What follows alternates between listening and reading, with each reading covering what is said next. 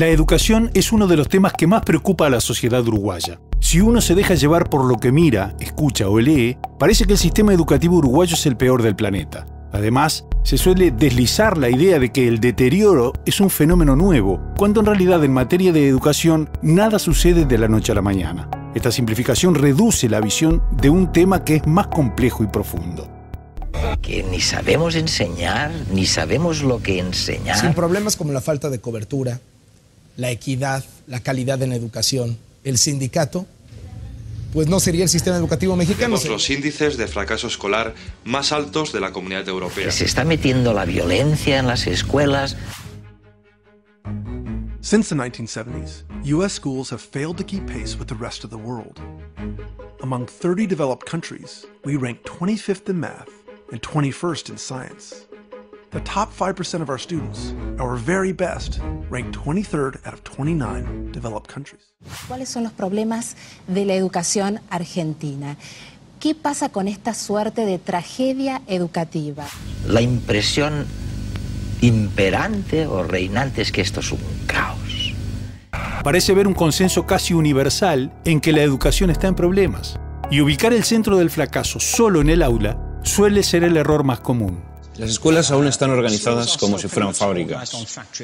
Tienen timbres que suenan, instalaciones separadas. No buscan, por así decir, otro desarrollo que el desarrollo curricular.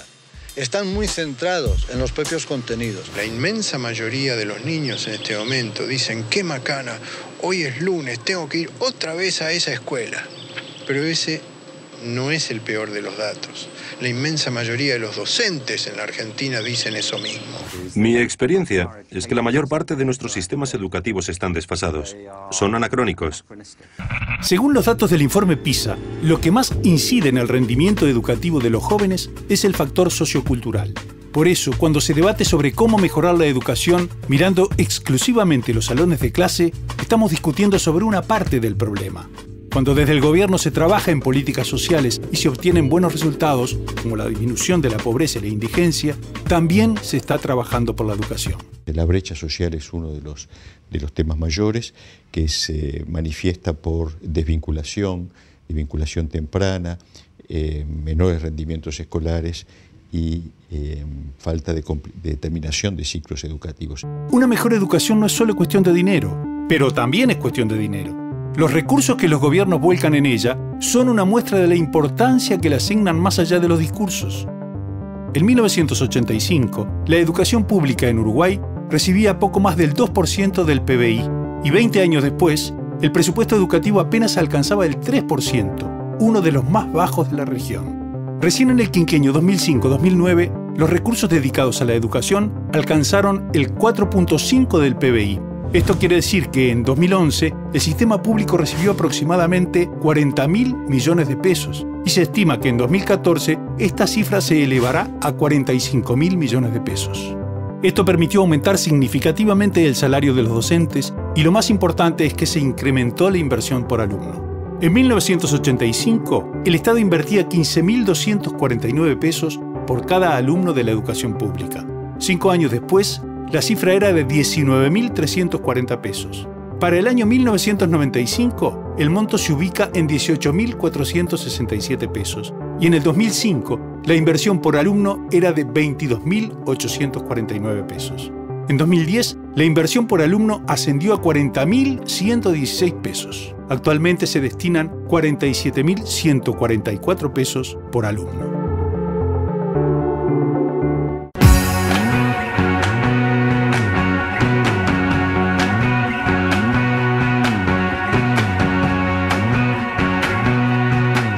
Diría que hay una preocupación general, una preocupación a nivel mundial por procesar cambios en los sistemas educativos. En algunos países, en algunos contextos, han logrado construcciones muy sólidas que acompañan las transformaciones de nuestro tiempo. Para muchos, Finlandia aparece en el mapa de la educación como el camino a seguir. Junto a Singapur y Corea del Sur, han liderado en los últimos años la prueba PISA, un programa de evaluación que mide las competencias de los alumnos en más de 50 países. El sistema educativo finlandés es público y gratuito, desde que un niño nace hasta que hace el doctorado en la universidad, y tiene un fracaso escolar de menos de un 1%. pero además es obligatorio desde los 7 años a los 16. En esta etapa todos estudian lo mismo y lo hacen en el mismo edificio, o lo más cerca posible, para garantizar un seguimiento continuado del alumno. Para ser profesor hay que tener una titulación universitaria superior. Ser maestro de primaria requiere 6 años de carrera. Pero nada es por azar ni surgió de la noche a la mañana. Este modelo exitoso comenzó con un acuerdo político que en los años 60 decidió la reforma educativa y fijó el rumbo. El diseño final del modelo que se aplica hoy en día tuvo un proceso de más de una década.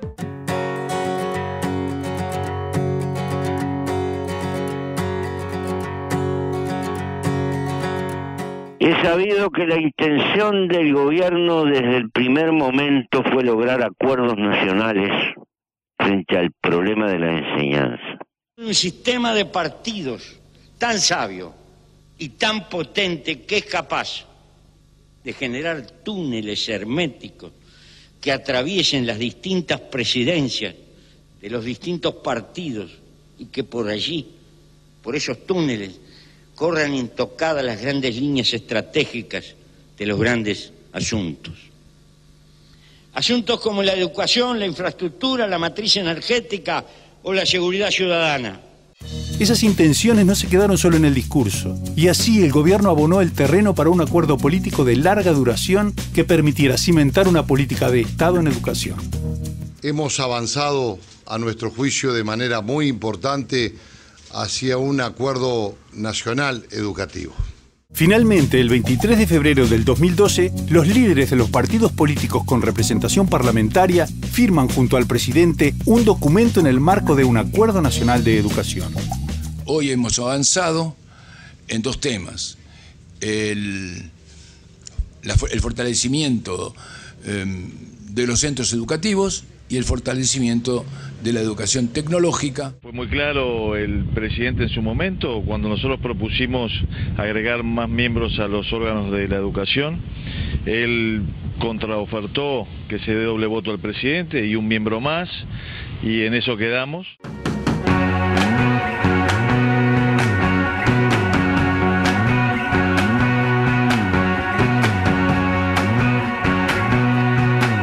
Con el título "No escapen del acuerdo", el senador Larrañaga publicó una columna en la página web de Alianza Nacional en la que exige que los acuerdos educativos se cumplan o se cumplan. Existe acuerdo.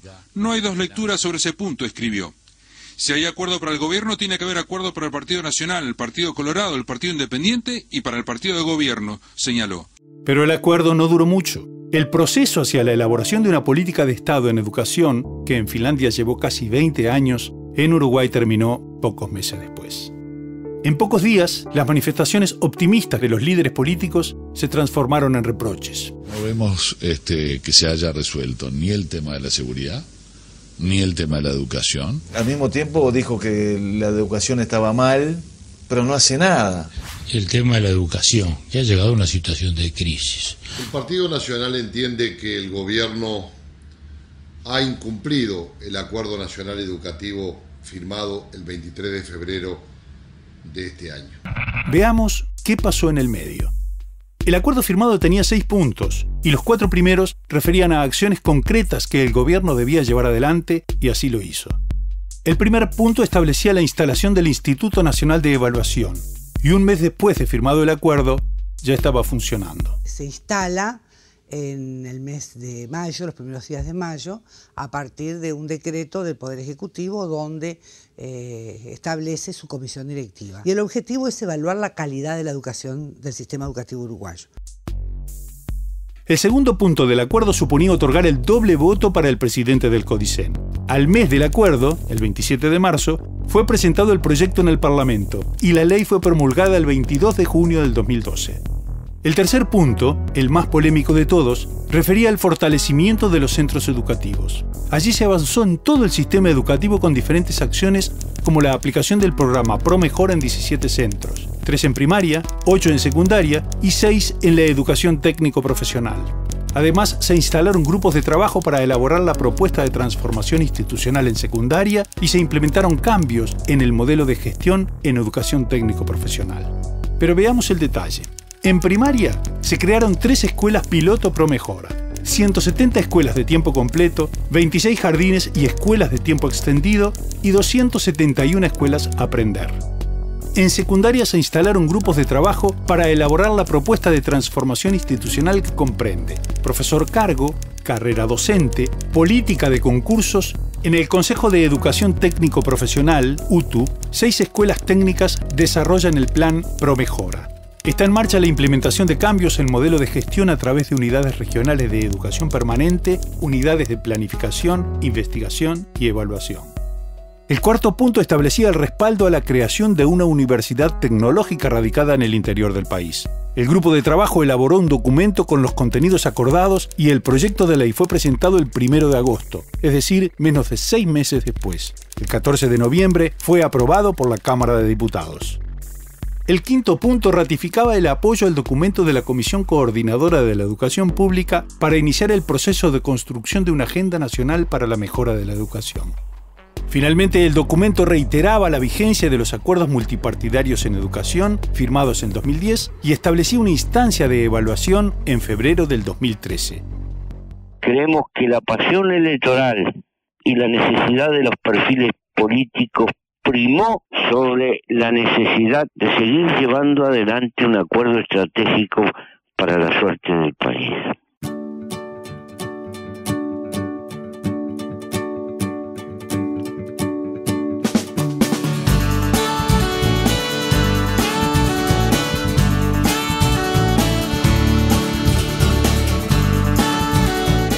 La sociedad uruguaya ha tendido siempre a hacer acuerdos políticos y además sustentarlos con un acuerdo más amplio, integral, nacional, que convoque actores sociales, que convoque a actores sindicales. Y eso creo que es lo que sustenta políticas de largo aliento. Por eso, el actual Sistema Nacional de Educación Pública está trabajando enfáticamente en promover soluciones y planes que tengan que ver con la región y con el territorio.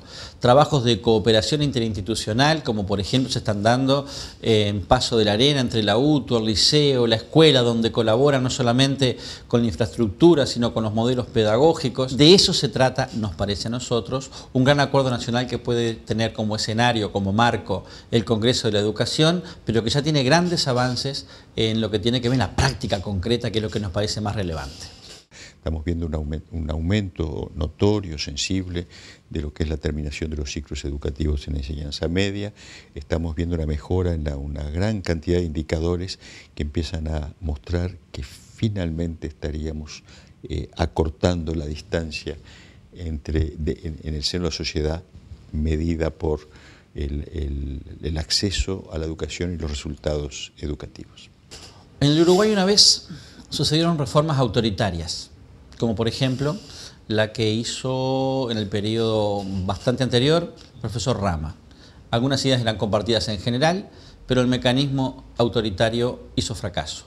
Por lo tanto, el éxito de las políticas educativas enraizadas en grandes consensos son las que logran efectivamente raíces profundas. El desarrollo del Uruguay está en mucho cifrado en que podamos detener ese proceso casi natural por el cual hemos estado pasando el peine durante muchas décadas y llevándonos las mejores inteligencias en los hechos desde el interior a la capital,